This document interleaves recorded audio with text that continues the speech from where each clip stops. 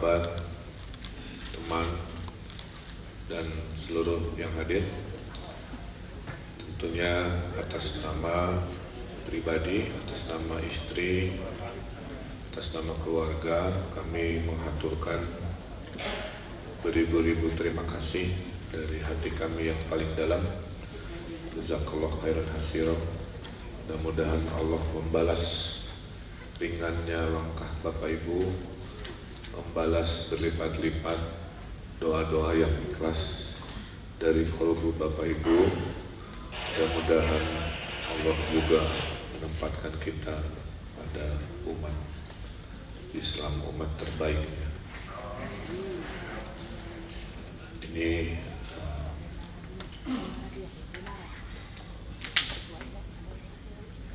pengantar pertama saya selama kejadian, jadi mohon maaf kalau mungkin agak terbata-bata. Yang pertama, Bapak Ibu tidak usah khawatir, kami secara batin sudah sangat mengikhlaskan kepergian Ananda Emeril Kang Mumtaz, yang mungkin fotonya ada di kiri saya dan di sana. Ia adalah anak pertama kami yang lahir di tanggal 25 Juni 1999 dan kehilangan kita itu di tanggal 24 Mei 2022 kemarin. Kami sedang berpegangan pada tali keimanan untuk memahami dan untuk beradaptasi terhadap takdir yang sebenarnya sudah terjadwal. Apa yang kami alami pada hakikatnya semua dari kita akan mengalami. Kita akan mengalami berpulangnya orang tua kita, berpulangnya pasangan kita, kita akan mengalami berpulangnya anak kita, saudara kita, tetangga kita. Hanya kapan, di mana, caranya, itulah rahasia Allah Subhanahu wa Ta'ala. Kebetulan jadwal itu datang kepada keluarga kami. Ananda Eril ini memang sedang safar, berniat untuk melanjutkan mencari ilmunya, karena harusnya beberapa bulan lagi memang akan wisuda. Dan seperti ayahnya ingin mencari ilmu sejauh-jauhnya, seluas-luasnya. Itu nawaitu, kira-kira. Jadi sedang dalam perjalanan, niat sesuai hadis Nabi, kira-kira begitu, untuk mencari ilmu seluas-luasnya dan mencari ilmu sejauh. Kami juga memaknai kehidupan ini adalah perjalanan, bukan tujuan. Dunia ini hanya sementara, dunia ini hanya transit, dunia ini hanya tempat kita lalui, di mana tujuan akhirnya tentulah adalah akhirat yang kekal, abadi, tempat kita hidup selamanya suatu hari nanti. Tentulah dalam perjalanan, semua kisah-kisah perjalanan, kita biasanya melakukan dua hal: meminta petunjuk jalan dalam perjalanan supaya tidak tersesat. Kalau di dunia pakai Google Map, kalau perjalanan hidup dengan keimanan, kira-kira begitu. Yang kedua, kalau perjalanan tentu butuh bekal. Kalau dalam keduniaan bekalnya adalah makanan, kalau dalam syariat perjalanan hidup bekalnya adalah amal ibadah kita, kebaikan-kebaikan kita, itu yang menjadi bekal perjalanan. Dan memaknai umur, Bapak Ibu, dalam pandangan saya ada dua cara. Satu, menilai umur seperti yang biasa kita lakukan, yaitu dengan umur biologis, berhitung dengan bulan, berhitung dengan tahun. Ada yang menyebut panjang umur karena usia biologisnya bertahun-tahun. Tapi memaknai umur juga dengan seberapa panjang, seberapa luas, seberapa besar kebaikan-kebaikan kita di dunia, itu juga disebut panjang umur. Jadi bisa saja usianya hanya 23 tahun, tapi bagi saya di mata ayahnya ia sangat panjang umur, karena saya menjadi saksi di usia belianya memimpin organisasi kemanusiaan, selalu menebarkan kebahagiaan, tidak pernah sedih selama hidupnya, menjadi cahaya dan selalu melindungi setiap orang yang melaluinya. Jadi pada saat peristiwa pun dia melakukan perlindungan kepada ibunya dengan melarang ibunya ikut untuk mengetes dulu dan lain sebagainya.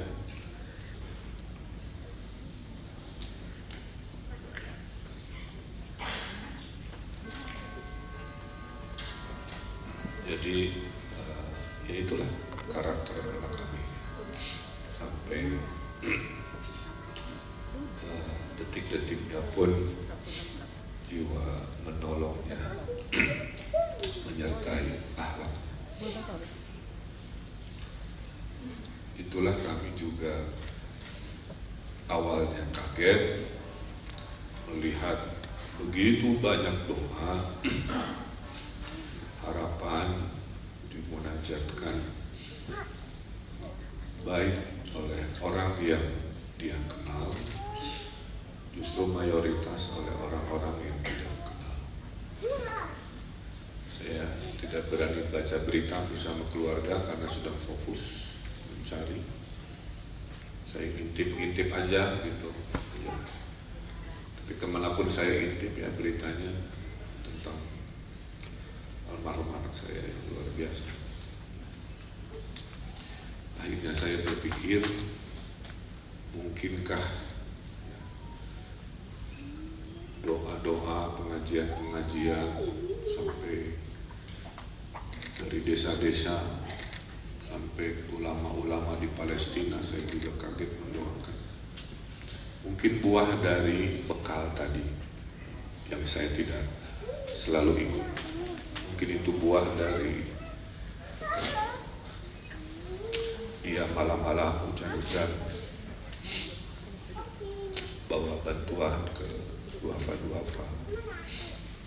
Mungkin itu buah dari kemuliaan akhlaknya. Mungkin jutaan doa ini juga adalah berkah dari orang-orang yang pernah merasa diselamatkan, dilindunginya dalam keseharian. Kami begini karena kami masih menggunakan logika dunia, bahwa logika dunia mengatakan siapa yang datang duluan, ya perginya duluan. Siapa yang datangnya belakangan, harusnya pulangnya juga belakangan. Tapi rahasia kehidupan tidak matematik. Ini adalah contohnya. Anak saya datang belakangan, tapi berpulangnya terlebih dahulu. Nah, oleh karena itu memang sangat pedih ya, dan sangat sedih jika mendapati orang tua ditinggalkan anak terlebih dahulu. Kalau istri ditinggal suami, itu ada istilah disebut janda. Kalau suami ditinggal istri ada istilahnya disebut duda. Kalau anak ditinggal ayahnya ada istilahnya namanya yatim. Kalau anak ditinggal ibunya ada istilahnya namanya piatu. Tapi kalau orang tua ditinggal anaknya tidak ada istilah. Tidak ada dalam kamus. Jadi, menunjukkan ya betapa level kehilangannya itu yang tertinggi mungkin seperti yang kami alami.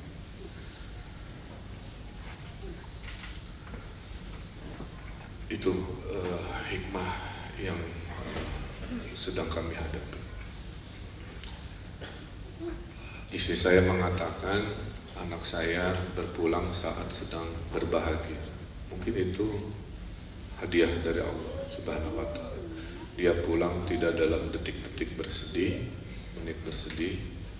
Dia pulang dengan dia berada dalam posisi sedang mencari ilmu, dalam posisi sedang berbahagia, ya.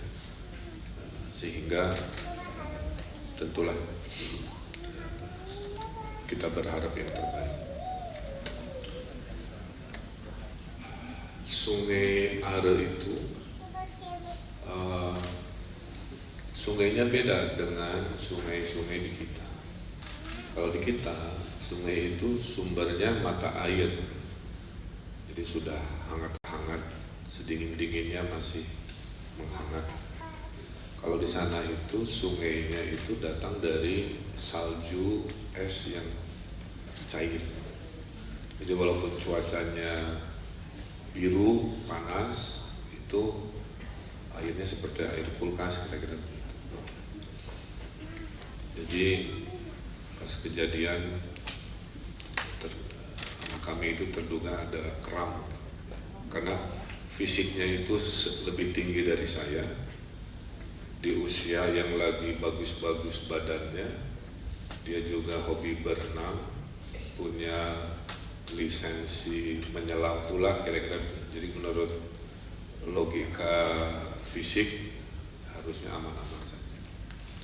Tapi kita kan tidak pernah tahu ya, makanya itu disebut musibah. Dan dalam syariatnya setiap musibah kita harus menyampaikan inna lillahi wa inna ilaihi raji'un. Tidak hanya untuk keberpulangan, inna lillahi ini untuk setiap musibah yang kita tidak duga ya. Mau musibah kecil, sedang, besar. Nah, jadi kembali lagi kalau ditanya, kami sudah ikhlas ya. Sebagai seorang ayah yang takdirnya pada saat anak berpulang, saya sedang memimpin umat 50 juta manusia, maka tidak mudah bagi saya untuk membagi waktu. Di satu sisi saya ayah dari seorang anak, di sisi lain saya sudah bersumpah mengurusi 50 juta manusia Jawa Barat yang tentunya butuh keputusan-keputusan pemimpin seperti saya. Itulah mungkin ujiannya. Seperti kita sekolah, level ujiannya beda-beda. Mungkin ke saya ujiannya soalnya lebih banyak, lebih sulit ya. Makanya doa saya selalu, ya Allah, saya tidak minta dimudahkan urusan hidup saya, tapi saya minta selalu dikuatkan punggung dan bahu saya, karena pasti akan mendapati ujian-ujian yang akan besar lagi.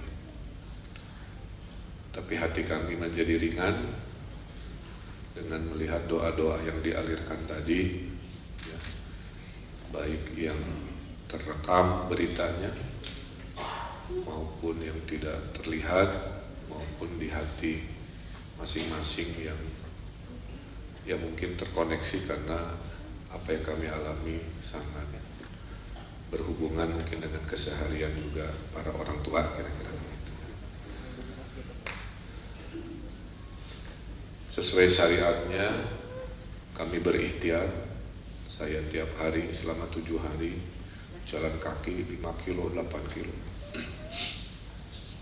menyusuri sungai itu, berharap bisa segera bertemu.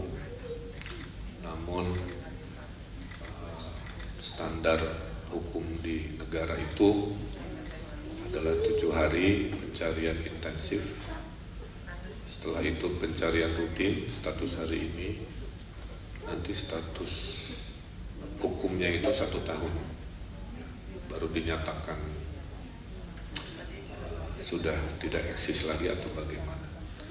Tapi secara syariat, karena kita sudah ikhlas, kita melaksanakan apa yang kita laksanakan, melaksanakan sholat gaib. Kalau setelah sholat gaib berkat doa-doa kita ada takdir lain, maka syariat akan mengikuti. Karena sholat gaib ini fardu kifayah, yang artinya adalah doa. Mendoakan itu bisa oleh siapa saja, bisa diwakilkan oleh siapa saja. Jadi kesimpulannya, walaupun kita sudah melakukan seperti ini, proses ikhtiar pencarian itu akan terus kami lakukan sampai batas waktu yang tidak ditentukan.